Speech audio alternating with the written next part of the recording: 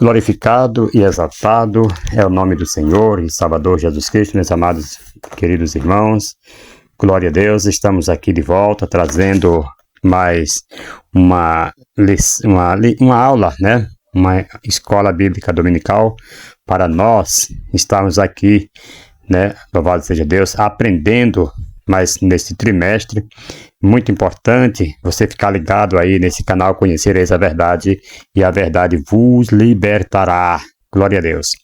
Queridos, nós estamos aqui de posse desta primeira lição. Já deixei aí um vídeo falando sobre como preparar, como apresentar a aula desse segundo trimestre, né? Isso é muito importante. Falei ali um pouco sobre como você prepara a aula e de que vai se tratar esse trimestre, né? O Verbo se fez carne, Jesus sob o olhar do apóstolo do amor. A lição de hoje é o Verbo que se tornou em carne, glória a Deus. Vamos estar abordando aí maravilhosos assuntos para o nosso aprendizado, não é verdade? Glória a Deus. Fiquem todos à vontade para fazer suas perguntas, tirar suas dúvidas, e nós estaremos aqui para responder na íntegra a todos que deixarem aí os seus comentários. Assistam até o final os nossos vídeos, pois Deus tem uma palavra para o seu coração. O Verbo se fez carne, é a primeira lição, 6 de abril de 2025. Jesus sob o olhar do apóstolo do amor. O Verbo se tornou em carne. O que é que nós vamos estudar, irmão Luiz, nesta lição? Então, nesta lição, né, nós vamos ver aqui que desde o princípio o Verbo já existia e ele era Deus. Essa verdade, amada, extraordinária, registrada no Evangelho de João, revela um dos maiores mistérios da fé cristã. Deus se fez carne e habitou entre nós. Mas que isso realmente significa? Como o Criador do Universo poderia assumir a forma humana sem perder sua glória, poder, né? Sem perder aí sua glória e seu poder, né? Então, nesses estudos, amadas, mergulharemos na grandiosa doutrina da encarnação de Cristo, compreendendo sua missão redentora e o impacto dessa verdade na nossa fé. Prepare-se para descobrir como o Verbo eterno se tornou acessível a nós, trazendo graça e verdade. Vamos aqui juntos estar aprendendo a palavra de Deus. Louvado seja o nome do Senhor. Temos aqui, amados, rapidinho aqui sobre o título da lição. Glória a Deus. É importante que você, professor, entre outras coisas, inicie esta aula pontuando a diferença entre encarnação e reencarnação, né? Observe bem, encarnação e reencarnação tem uma grande diferença, né? Então, pontua aí a diferença entre encarnação e reencarnação e ressurreição. Encarnação refere-se ao ato pelo qual o Filho de Deus, né, que foi Jesus Cristo, assumiu a natureza humana, sem deixar de ser Deus. Portanto, a encarnação de Cristo é um evento único e irrepetível, né? Jamais houve, né, antes dele, nem haverá depois dele. Então, é irrepetível, né, que trouxe aí a plena revelação de Deus aos homens, conforme está escrito lá em João capítulo 14, versículo 9. A ressurreição e a restauração da vida após a morte. Mas em um corpo glorificado, Jesus ressuscitou corporalmente e ao terceiro dia, né, provando sua divindade, Romanos 1, versículo 4, e garantindo a ressurreição futura dos crentes, 1 Coríntios 15, versículo 20 ao 23, diferente da reencarnação, onde se crê que uma alma assume repetidamente os novos corpos novos corpos. A ressurreição bíblica ensina que cada pessoa tem uma única vida, uma única morte e um único juízo, conforme diz lá em Hebreus, capítulo 9, versículo 27, né? O homem está ordenado morrer uma só vez, vindo depois o juízo. Os salvos ressuscitarão para a vida eterna e os ímpios para a condenação eterna. Então não tem esse negócio de reencarnar, né, em outra vida, em outra pessoa, e isso aí até encontrar... Não, gente, isso aí é coisa olha, diabólica, né? Isso aí não existe. Então, está escrito lá em João capítulo 5, versículo 28 e o 29. A reencarnação defendida em religiões orientais e no espiritismo ensina que as almas passam por sucessivas vidas até atingirem um estado de perfeição. Esse conceito é incompatível com a Bíblia, pois nega a redenção única de Cristo e o juízo final. O ensino cristão, querido, enfatiza que a salvação ela vem pela graça mediante a fé em Cristo e não por ciclos de purificação através de reencarnação. Conforme diz lá em Efésios, capítulo 2, versículo 8 e 9, nós sabemos muito bem, né, que não é por obras, mas sim, né, é pela fé no Filho de Deus. Além disso, a Bíblia jamais sugere que alguém possa retornar a outro corpo, mas afirma que após a morte vem o juízo definitivo, Hebreus 9, versículo 27. Glória a Deus. Vamos aqui para o textuário rapidinho, né, que fala assim: o verbo se fez carne e habitou entre nós, e vimos a sua glória como a glória do unigênito do Pai, cheio de graça e de verdade. João 1,14. Glória a Deus. Irmãos, ao analisar esse texto, é lindo esse texto, ao analisar a ideia, né, esse texto aqui, ideia por ideia, destacam-se naturalmente os seguintes pontos. Jesus é o Logos eterno, revelação suprema de Deus. Ele entrou na história de forma concreta e real. Assumiu plenamente a natureza humana sem deixar de ser Deus. Sua vinda, querido, teve um propósito redentor, que foi salvar os pecadores através de sua obra na cruz. Louvado seja Deus, tá? Então, isto aqui nós não podemos negar que Jesus Cristo realmente ele veio cumprir esta obra magnífica. Ouça isso no nome de Jesus. Verdade prática. O verbo de Deus inseriu-se na história, assumindo a forma de homem para redimir os pecadores. Queridos, a doutrina da encarnação ocupa um papel central na teologia cristã, pois representa a manifestação de Deus na história humana por meio de Cristo Jesus. O conceito de que o Filho de Deus assumiu a natureza humana, sem deixar de ser divino, é fundamental para a compreensão da redenção e da relação entre Deus e os homens. Primeiramente, queridos, a encarnação demonstra um cumprimento das profecias veterotestamentárias desde Gênesis, capítulo 3, versículo 15, passando por Isaías 7,14 e Miqueias 5,2. O Antigo Testamento anuncia a vinda de um Redentor que seria ao mesmo tempo divino e humano.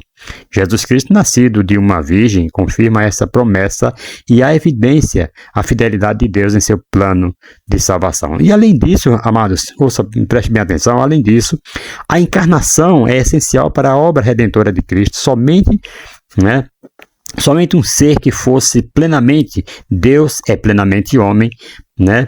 Deus e plenamente homem poderia servir como mediador entre Deus e os homens, como diz lá em 1 Timóteo, capítulo 2, versículo 5. Como homem, Jesus podia apresentar a humanidade e sofrer em seu lugar. Como Deus, ele tinha, né, o poder de perdoar pecados e oferecer um sacrifício eficaz para a expiação. Sem a encarnação, a cruz perderia seu significado e eficácia, pois a salvação depende da perfeita união entre a natureza divina e humana de Cristo. Ademais, a encarnação permite uma compreensão mais profunda do caráter de Deus, certo?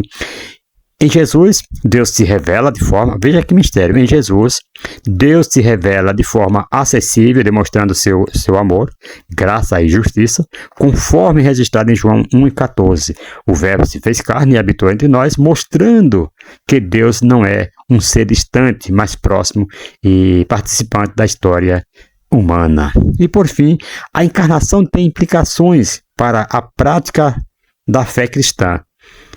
Ela serve como exemplo de humildade, conforme diz Filipenses 2, versículo 5 a 8, chamando os crentes a uma vida de serviço e amor ao próximo. Dessa forma, a encarnação de Cristo, amado, é um pilar fundamental da fé cristã. Glória a Deus. Primeiro, vamos ver aqui sobre o Evangelho de João.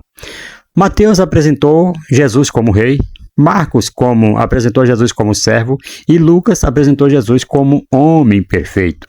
E João, por sua vez, apresenta Jesus como Deus. Os três primeiros evangelhos são chamados sinóticos, porque têm grandes semelhanças entre si. João, porém, distingue-se dos demais em seu conteúdo, estilo e propósito. Me faz lembrar aqui do Charles Swindoll. Ele diz que não temos 4 evangelhos, temos apenas um evangelho, né? Escrito de 4 pontos de vista diferentes. Temos uma biografia elaborada por 4 testemunhas, cada escritor provendo uma perspectiva peculiar. Nessa mesma linha de pensamento, Andreas Kostenberg afirma os 4 evangelhos bíblicos apresentam o único evangelho da salvação em Jesus, em Jesus Cristo. Segundo 4 testemunhos, veja só, 4 testemunhas importantes: Mateus, Marcos, Lucas e João. Glória a Deus. Louvado seja o nome do Senhor e Salvador Jesus Cristo. A leitura bíblica em classe está lá em João capítulo 1, versículo 1 ao 14. Eu não vou ler aqui com vocês para não tomar muito tempo, mas nós vamos, no decorrer da lição aqui, vocês vão perceber que nós vamos comentando versículo por versículo aqui desta lição bíblica em classe, né? Da leitura bíblica em classe. Glória a Deus.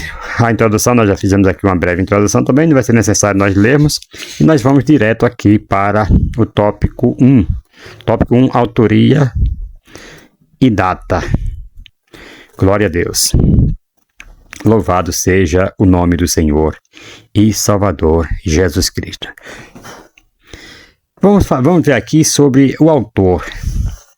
Embora os 4 evangelhos, amados, eles sejam anônimos, ou seja, não tragam o nome de seu autor, há inconfundíveis e irrefutáveis evidências internas e externas de que esse evangelho foi escrito pelo apóstolo João, certo? Pelo apóstolo João, irmão de Tiago, filho de Zebedeu, empresário de pesca do mar da Galileia. Sua mãe era Salomé, conforme vai falar lá em Marcos capítulo 15, versículo 40, Mateus 27, 56, a qual contribuiu financeiramente com o ministério de Jesus, lá em Mateus 27, versículos 55 e 56.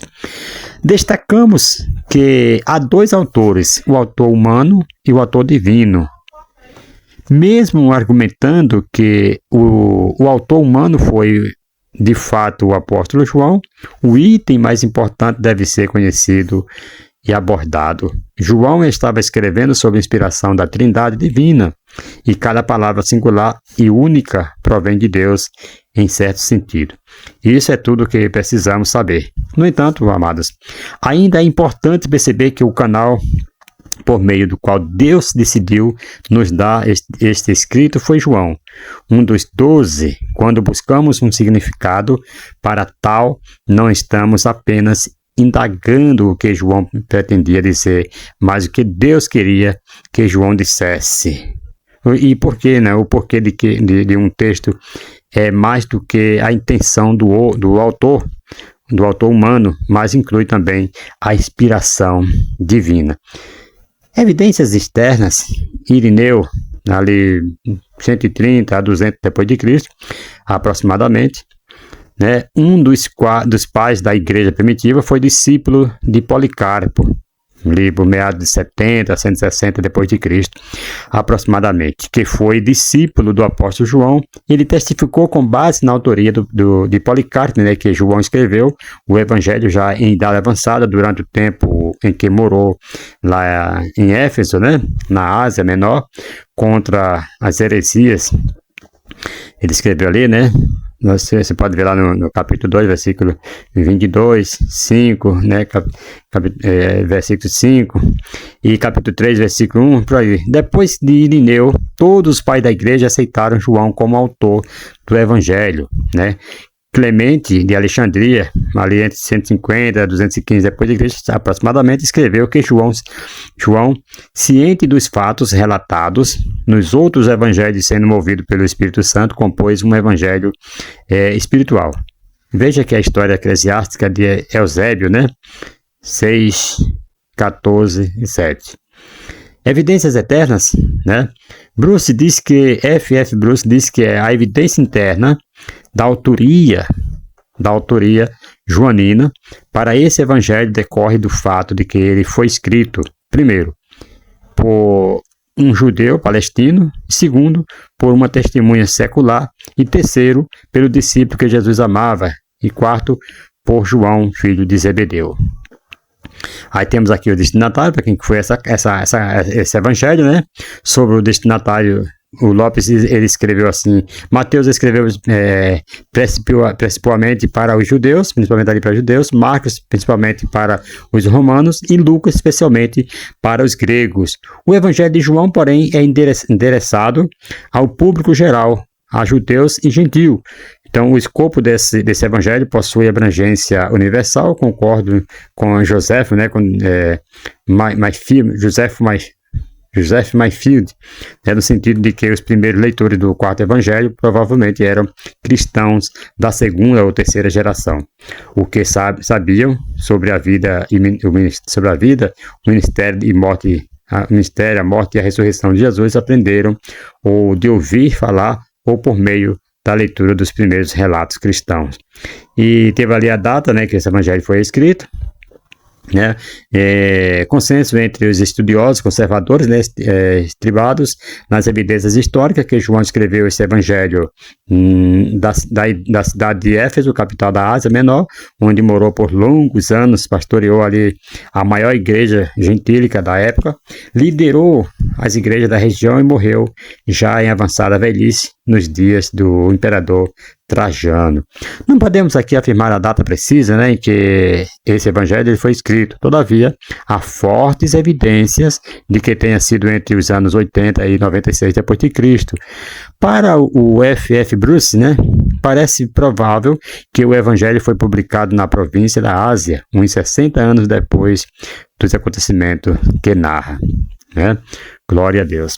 Vamos para o segundo tópico. Segundo tópico, o propósito do Evangelho. Propósito do Evangelho. Glória a Deus. O Evangelho de João, ele tem como um de seus propósitos que é levar o leitor a crer que Jesus é o Cristo, o Filho de Deus, e ao crer encontrar a vida em seu nome, né? Conforme está lá em João 20, versículo 31. O Evangelho de João, amado, é o único dentre os 4 que contém uma afirmação precisa sobre o propósito do autor. Ele declara estes foram escritos para que vocês creiam que Jesus é o Cristo, o Filho de Deus, e crendo tenham vida em seu nome. João 20, versículo 31. Os propósitos primários, portanto, são 2. Evangelísticos, que era converter não crentes, e apologético, explicar a diferença à verdade. O grande biblista Carlos Oswaldo Cardoso Pinto, ele escreveu em seu livro Foco e Desenvolvimento do Antigo Testamento. O alvo de João era estabelecer, o que ele diz, né? Estabelecer e confirmar a realidade histórica sobre a natureza do homem. Jesus fez isso enfatizando desde o princípio, capítulo 1, versículo 19, e versículo que segue, né? Até o dramático fim, né? Capítulo 12, versículo 12 até o 19, capítulo 18, versículo 19 a 21 e até o capítulo 25. Os seguintes tópicos, né? Primeiro, a natureza e a missão messiânica de Jesus. Segundo, a singularidade de Jesus Cristo como Filho de Deus, ou seja, a pessoa verdadeiramente divina, cujos milagres atestam a realidade das ousadas afirmações que João fez a seu respeito no capítulo 1. E, quarto, o escopo universal de sua obra redentora, capítulo 3, versículo 16, né? E até o versículo 17, e capítulo 6, versículo 40. Assim, queridos, João, ele consegue ser ao mesmo tempo evangelístico, né, polêmico e pastoral. O propósito do Evangelho de João pode ser assim formulado: estabelecer relacionamentos de fé com Deus, proclamando a glória de Jesus, o Messias, né, o Filho encarnado, cuja vida, morte e ressurreição mediam vida eterna, graça e verdade aos crentes. Ouça isso no nome de Jesus. Terceiro subtópico, no princípio era o verbo. Glória a Deus. Glória a Jesus. Aleluia. Amados, terceiro subtópico, louvado seja o nome do Senhor, diz assim, aliás, a natureza de Jesus. Louvado seja o nome do Senhor, a natureza de Jesus. Vamos ver aqui, que diz aqui no terceiro subtópico do tópico 1. Irmãos, o termo natureza pode ser definido como o conjunto de atributos e qualidades que caracterizam um ser. Jesus ele possui uma natureza humana, pois reúne todos os atributos e qualidades que o tornam plenamente homem ao mesmo tempo. Ele também possui uma natureza divina, manifestando os atributos e qualidades próprios de Deus. A doutrina das duas naturezas de Cristo, sua humanidade e divindade, é central para a fé cristã. Esse ensino aqui, amado, é claramente estabelecido nas Escrituras, sobretudo o Evangelho segundo João foi historicamente defendido pela igreja contra heresias que negavam ou distorciam qualquer um desses aspectos. A doutrina da união hipostática ensina que Cristo é uma pessoa com duas naturezas distintas, plenamente Deus e plenamente homem. Isso não significa que ele era meio Deus e meio homem, não. Nenhuma fusão de ambas as naturezas em sua terceira natureza híbrida. Pelo contrário, as duas naturezas coexistem sem confusão, mudança, divisão ou separação, conforme defendido aí pelo Concílio de Calcedônia, A palavra hipostática, querido, vem do grego hipostasis, que significa substância ou pessoa. Assim, a união hipostática ensina que Jesus Cristo é uma única pessoa com duas naturezas distintas. Essa doutrina também é conhecida como a doutrina da natureza teantrópica. A natureza teantrópica é a natureza de Jesus Cristo, resultante da união de sua natureza divina e humana. A palavra teantrópica, ela vem do grego theos, que significa Deus, E antrópicos, que significa homem. Então, Jesus Cristo é considerado a única pessoa teantrópica, pois é verdadeiramente Deus e verdadeiramente homem. Glória a Deus. Segundo tópico, o verbo de Deus. Glória a Deus. O verbo de Deus. A revelação que ultrapassa o passado. Glória a Jesus. Irmãos, esse primeiro versículo aqui do Evangelho mostra que o verbo é Deus, no princípio possuindo assim uma existência infinita, ou seja, não tem começo nem fim. Assim, muito além do passado, desde o princípio o verbo já existia com Deus, estava com Deus e é Deus, como diz João 1, versículo 1. João não começa com a genealogia de Jesus como Mateus e Lucas, isso porque seu propósito é apresentar Jesus como Deus, e como tal, ele não tem árvore genealógica, ele mesmo não teve um começo, mas existiu desde a eternidade. Para além de onde a mente humana pode ir, o Senhor Jesus estava lá. Ele nunca foi criado, ele não teve princípio, Jesus é a causa, não causada, que causou todas as coisas. João diz que no princípio era o verbo. Ele não começou a existir quando os céus e a terra foram formados, não. Muito menos quando o Evangelho foi trazido ao mundo também, não. Ele tinha glória com o Pai antes que houvesse o mundo, como ele mesmo fala na sua oração lá em João 17, versículo 5. Existia quando a matéria foi criada e antes de os tempos começarem, ele é antes de todas as coisas. Colossenses capítulo 1, versículo 17. Existe desde toda a eternidade. Ouça isso no nome de Jesus. Ainda tem pessoas que vêm falar bobice aí, bobagem, dizer que ele não existe, que o Senhor que não crê na existência do Filho de Deus, e isto é um absurdo, Ouça isso no nome de Jesus. Nós devemos crer e devemos confiar né, crê que ele já é, desde antes de que o mundo existisse, ele já estava com Deus. Até Deus falou assim, façamos o homem à nossa imagem. Então ali Jesus já estava, o Espírito Santo estava e Deus estava. Segundo subtópico, a natureza fundamental do verbo. Glória a Deus. Amados, vamos destacar aqui alguns pontos complementares sobre a natureza do verbo. Primeiro, aprendemos que nosso Senhor Jesus Cristo é uma pessoa distinta de Deus, o Pai, e ainda assim é um com Ele. João diz que o verbo estava com Deus, o Pai e o verbo, embora sejam duas pessoas, são ligadas por uma união inefável.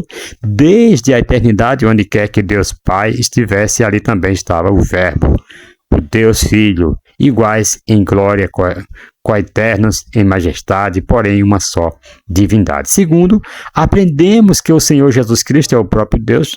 João diz que o verbo era Deus. Ele não é meramente um anjo criado ou um ser inferior a Deus. Não. O Pai investido de poder da parte do Pai para redimir os pecadores. Não é menos que o Deus perfeito, é igual ao Pai no que concerne a sua divindade. Ele é Deus e tem a mesma natureza que o Pai, existindo antes da fundação do mundo. Em terceiro, aprendemos também que o Senhor Jesus Cristo é o Criador de todas as coisas. João diz que todas as coisas foram feitas por intermédio dele, sem ele nada do que foi feito se fez. Longe de ser uma criatura de Deus. Né? Então, alguns hereges têm falsamente afirmado que ele é o ser que fez o universo e tudo o que nele há, mandou ele e foram criados. Salmo 148, versículo 5. E por último, aprendemos também que o Senhor Jesus Cristo é a fonte de toda luz e vida espiritual. João diz que a vida estava nele e a vida era a luz dos homens. Ele é a fonte eterna e somente dela os filhos dos homens têm recebido vida. Glória a Deus. Terceiro subtópico. No princípio era o verbo. Queridos, no princípio era o verbo. Glória a Deus. Olha só, no Novo Testamento a palavra que se traduz por verbo é logos e significa palavra. O conceito de logos traz consigo a noção de expressão, tanto da razão quanto da linguagem. Nesse sentido, amados, a forma mais adequada de compreender nesse termo relaciona-se com as maneiras pelas quais Deus se manifesta ao ser humano. Assim, o conceito mais apropriado para logos encontra-se em Jesus, que representa a expressão da divindade, a revelação de Deus. Aqui, irmãos, é importante entender que a palavra verbo ela traduz o termo grego logos, que significa palavra, certo? É verdade que o grego logos possui um significado muito amplo, inclusive o termo, né, logos, era usado na filosofia grega para indicar o princípio racional, né, que ordenava todo o universo. Já no neoplatonismo e nas heresias gnósticas dos primeiros séculos, o logos era um tipo de poder intermediário entre a divindade e o mundo. Mas, obviamente, não é com esse sentido que João emprega o grego logos para falar de Cristo. Ao falar do logos, ou seja, do verbo de Deus, João tinha em mente a teologia do Antigo Testamento, que já representava a palavra de forma personificada, né? Nós podemos conferir isso aí lá em Salmos 33, versículo 6, Provérbio 8, versículo 27 ao 30 e por aí. Através das palavras, nós nos comunicamos, tornamos conhecidos a nossa vontade. E isso quer dizer que as palavras revelam o que se passa em nossa mente e coração. É nesse sentido aqui que João fala de Cristo como o verbo de Deus, ou seja, aquele que expressa a mente de Deus e o verbo aos homens. João 14, versículo 9. A Bíblia diz, amados, que Cristo é a palavra final de Deus para a humanidade. Ele é a expressão exata do ser de Deus, né? Hebreus capítulo 1, versículo 1 ao 3. Glória a Deus. Vamos aqui rapidinho pulando para o tópico 3. Tópico 3, que vai falar sobre a encarnação do verbo. Glória a Deus. Eu quero terminar rápido essa que é só uma lição introdutória, né? Estamos começando aqui esse trimestre Então é só uma abertura aqui desse trimestre aqui para vocês. Quero ser rápido, quero ser breve nesse tópico, né? Glória a Deus. Irmãos, a encarnação do Verbo, a manifestação do Verbo e a luz do mundo. Glória a Deus. Vejam só. Há 7 títulos maravilhosos de nosso Senhor Jesus Cristo no primeiro capítulo do Evangelho. Ele é chamado o Verbo, né? Versículo 1 e versículo 14. Ele é chamado a luz, versículos 5 e 7. Ele é chamado de Cordeiro de Deus, versículo 29 e 36. Ele é chamado Filho de Deus, versículo 34 e o 49. Ele é chamado Cristo, o Messias, versículo 41. Ele é chamado Rei de Israel, versículo 49. E também é chamado o Filho do Homem, versículo 51. Vamos destacar aqui um deles, a luz, conforme está no versículo 5 e 7. Jesus é a verdadeira luz que ilumina o mundo, dissipando as trevas da ignorância e do pecado. João 1, versículo 9.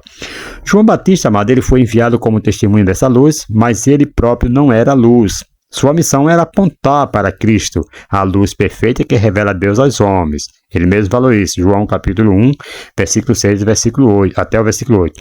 Desde a queda da humanidade esteve mergulhada em trevas, mas as promessas da luz já brilhavam desde Gênesis capítulo 3, versículo 15. Você lembra, né? Aquela promessa e percorreu aí por toda a história da redenção, manifestando-se plenamente na encarnação do Filho de Deus. Então, a luz de Cristo, amado, se manifesta de diversas formas. No Antigo Testamento nós temos essa luz na lei, né? Nas profecias e nos tipos de sombras que apontavam para o Salvador. O Cordeiro Pascual em Êxodo, né? A serpente de bronze em Números, as profecias messiânicas lá no livro de Isaías e tantos outros sinais no Novo Testamento. Essa luz, queridos, prestem bem atenção, essa luz resplandece de maneira plena e definitiva na vida, nos ensinamentos, na morte e na ressurreição de Jesus Cristo. Ele mesmo declara: eu sou a luz do mundo. Quem me segue não andará em trevas, mas terá a luz da vida. Vê lá em João capítulo 8, versículo 12. Essa verdade, amado, nos chama a andar na luz de Cristo, rejeitando as obras das trevas, conforme diz Efésios 5, versículo 8. Assim como a luz expõe tudo que está oculto, Jesus revela a nossa condição pecaminosa e nos chama ao arrependimento. Infelizmente, muitos rejeitam essa luz, pois amam mais as trevas do que as luzes. João capítulo 3, versículos 19 ao 21. No entanto, amados, aqueles que creem que nele recebem a verdadeira vida e se tornam filhos da luz. João 12, versículo 36. Glória a Deus. Fica aí para você essa reflexão. Devemos amar a luz, fazer as coisas corretas e andar na sinceridade do nosso coração. Glória a Deus. Vamos para o segundo subtópico, o privilégio de nos tornarmos filhos de Deus. Glória a Deus. Amados, é um grande privilégio se tornar filho de Deus. Vamos ver o que é que diz o texto bíblico. Mas a todos quantos receberam, deu-lhe o poder de serem feitos filhos de Deus, a saber, aos que creem no seu nome, os quais não nasceram do sangue, nem da vontade da carne, nem da vontade do homem, mas de Deus. João 1, versículo 12 e o versículo 13. Irmãos, a salvação antes restrita ao povo de Israel, agora se estende a todas as nações da terra. Porque Jesus veio para o que é o seu, os seus não receberam, mas a todos quanto receberam, deu-lhe o poder de serem feitos filhos de Deus, ok? Então essa salvação era restrita somente ao povo de Israel, mas agora pela sua rejeição, Jesus Cristo veio para todas as outras nações, se estendeu a todas as nações da terra. Deus não limita seu chamado a uma única etnia ou cultura, mas ele convida pessoas de todas as tribos, raças e línguas a fazerem parte, querido, dessa sua família. Aqueles que recebem a Cristo não apenas se tornam descendentes espirituais de Abraão, mas, acima de tudo, são adotados como filhos de Deus. Isso é maravilhoso. Isso é maravilhoso. Como que nós não vamos nos alegrar? por tão grande salvação, nós que éramos gentios, não tínhamos parte, né, na nação santa, no povo de Deus, e agora o Senhor ele vem e abrange todas as nações, e por isso nós estamos aqui, louvado seja o nome do Senhor, recebendo esta grande vitória, esse grande abraço do companheiro Espírito Santo que está comigo e está aí com você. Esse privilégio, amado, não é concedido com base em méritos ou boas obras, não, tem pessoas que acham que a salvação é por mérito próprio, é porque ele deu esmola, é porque ele fez coisas boas. Não, esqueça, pelo amor de Deus. Não é por mérito, mas unicamente pela fé no nome de Jesus. Na cultura bíblica, o nome de alguém não era apenas um rótulo, mas representava sua essência, caráter e identidade. Assim, crer no nome de Jesus significa confiar plenamente em quem ele é e no que ele fez para nos salvar. Aqui, amados, o apóstolo João ele destaca 3 verdades fundamentais sobre essa fé salvadora. Primeiro, a fé é universal em seu alcance. Né? João 1:12, versículo 12, não estará restrita a um grupo específico, mas é oferecida a todos os que creem. É o que a palavra diz, aleluia. E segundo, a fé concede uma posição de suprema honra. Ainda no capítulo 1, versículo 12, quem crê recebe o direito de ser chamado filho de Deus. Uma posição, amados, que transcende qualquer privilégio humano. Glória a Deus, aleluia. E terceiro, a fé opera de forma sobrenatural. Versículo 13 do capítulo 1 de João. Essa filiação, querido, essa filiação divina não ocorre por herança natural, esforço humano ou decisão de outras pessoas, mas é resultado direto da obra de Deus na vida do crente. Aleluia. Essas verdades elas mostram que a salvação não é um direito adquirido, mas é um presente divino, né? Disponível a todos que depositam sua confiança em Jesus Cristo. Não existe raça, não existe posição para dizer assim, não, só esse vai ser salvo porque ele é da linhagem de Israel, só esse vai ser salvo porque ele é diferente, só esse vai ser salvo porque ele tem dinheiro para pagar suas indulgências. Não esquece, porque não é pela fé, não é pelas obras, mas sim pela fé no Filho de Deus, ouça isso no nome de Jesus. É pela fé que você é salvo e não pelas obras. É o pobre, rico, né? É o que estão lá jogados na sarjeta, é esses que Jesus veio buscar. Quem não lembra daquela bolda lá que o pai de família um rapaz deu mandou chamar os convidados e os importantes não eram dignos de entrar. Ele mandou chamar os aleijados, os mancos, os pobres, né? Os favelados e venham à festa e se banquetearam ali. Ouça isso no nome de Jesus. Então, é pela fé, isso é para todos, ouça isso no nome de Jesus. Não que os ricos não sejam salvos, mas os ricos humildes, eles receberão a salvação em Cristo Jesus. Aqueles que aceitaram o nome de Jesus, que aceitaram o sacrifício vicário do Senhor na cruz do Calvário, estes receberão a salvação do Senhor Jesus. Terceiro subtópico, a manifestação e a habitação do Verbo. Glória a Deus. Louvado e engrandecido é o nome do Senhor. Irmãos, a frase o verbo se fez carne sugere a humanização de Deus que passou a viver entre os homens. Vamos ver o que a Bíblia diz lá no capítulo 1, versículo 14 de João. E o verbo se fez carne e habitou entre nós. Olha só, cheio de graça e de verdade, e vimos a sua glória como do unigênito do Pai. 1:14 de João. O bispo anglicano J.C. Riley escreveu o seguinte a respeito desse texto bíblico, né, que inclusive é um texto maravilhoso. É o que ele escreveu.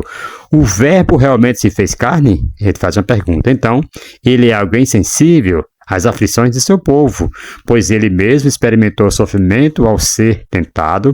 Ele é todo-poderoso, pois é Deus. A si mesmo identifica-se conosco, pois é homem. Veja só, para que o Senhor se identificasse conosco, ele foi necessário encarnar, né, ser homem, para se identificar como homem.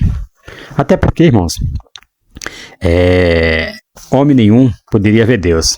Se visse, foi o que Deus falou para Moisés, se visse, morreria.